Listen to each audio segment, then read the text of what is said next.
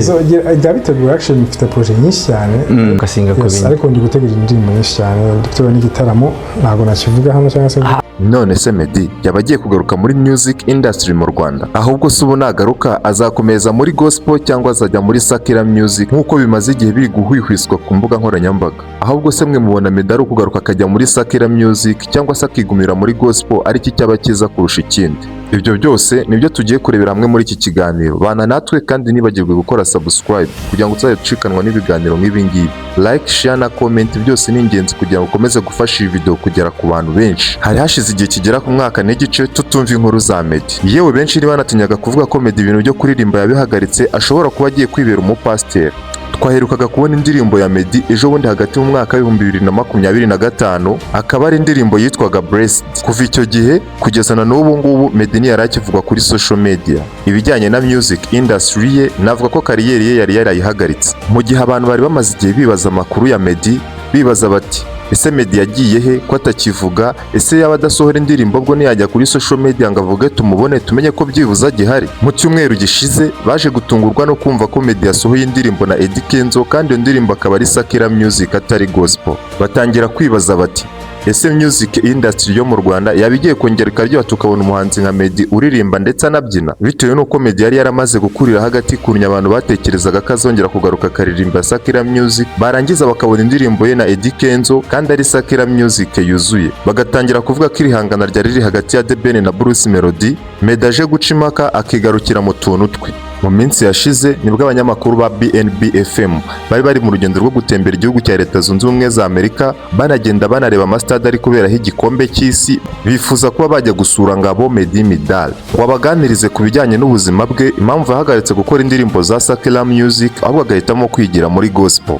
Meddy yabwiye abakunzi be ndetse n'abafana be ko bashonje bahishiwe kandi ibikorwa afite gukorera hano mu Rwanda ari byinshi, cyane cyane birimo music industry ndetse n'ibindi byo gukora umurimo w'ivugabutumwa hano mu Rwanda. Nanone kandi Meddy abazwa niba koko azakomeza kuririmba indirimbo za secular music, nta kindi yabasubije uretse kubabwira ko secular music atakibarizwamo ndetse n'ibyerekeranye nawe byose. Nanone kandi Meddy yongera kubazwa ku ndirimbo ejo bundi yasohotse ari kumwe na Eddy Kenzo, bamubwira ko ari secular music, baramubaza ati se watekereje gute kongera gukorana indirimbo ya secular music n'uriya Eddy Kenzo mu gihugu cya Uganda? Meddy ntiyatinze kuko yahise ababwira ko iriya ndirimbo yasohotse mbere y'umwaka wa 2019, kandi icyo gihe Meddy akaba yari atarakira agakiza. Ubwo rero ahita aberurira ababwira ko atazongera gukora indirimbo za secular music, ubu ngubu ibintu bye byose biherereye muri gospel. Abantu bari biteze Meddy ko azagaruka agakora indirimbo ya secular music, amerwe nasubire mu isaho kuko Meddy azagaruka akomereza muri gospel, ahubwo akomeza no guteza imbere ibikorwa bya gospel. Yavuga ko agiye no gutangira kampeni yo gufasha abantu gusenga ndetse no gusobanukirwa Imana neza. Meddy nanone bongera kumubaza ku bijyanye n'ubuzima bwe, impamvu atajya akunda kubushyira kuri social media,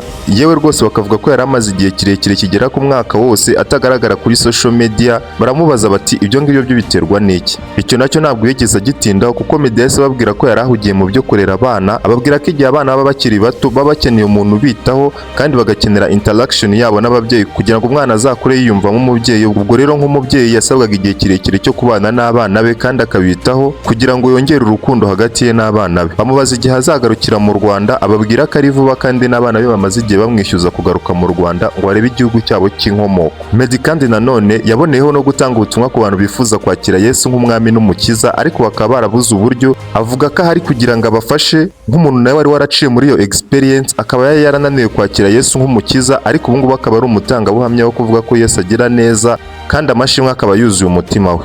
Meddy kandi nanone aboneraho gutanga ubutumwa ko mu minsi iri imbere agiye kuza mu Rwanda kandi akahakorera igitaramo. Benshi bavuga ko iki gitaramo ashobora kuzagitegurira muri Stade Amahoro kuko abantu bakumbuye Meddy kandi bakaba bamutegereje ari benshi. Bamwe mwajyaga mwibaza niba Meddy azongera kuririmba indirimbo za secular music, aho nimukureho amaboko ahubwo mutegereze gospel agiye kujya duha, aho agiye kujya afatanya n'abahanzi bakomeye hano mu Rwanda nka Adrien Misigaro, ba Israel Mbonye, bose bagafatanyiriza hamwe kutubwiriza umurimo w'ivugabutumwa maze tukazitahira iwacu mu ijuru. Mwakoze cyane kubana nanjye. Niba ugejeje kuri uyu munota ukiri kureba iki kiganiro, making sure ko wakoze subscribe, ikindi kandi like na share na comment ni ingenzi cyane kugira ngo mukomeze kumfasha kurushaho kujya nkora ibiganiro nk'ibi ngibi. Urabona, navuga ko kujya muri transition yo kubyara ukaba umubyeyi hari ukuntu nyine hindura ibintu byose ukagerageza kugira ngo ngira ngo uyu mwana akiri mutoya ushaka kugira ngo habe around yego umva ntabwo ushobora kuba watuwaringa cyane kuko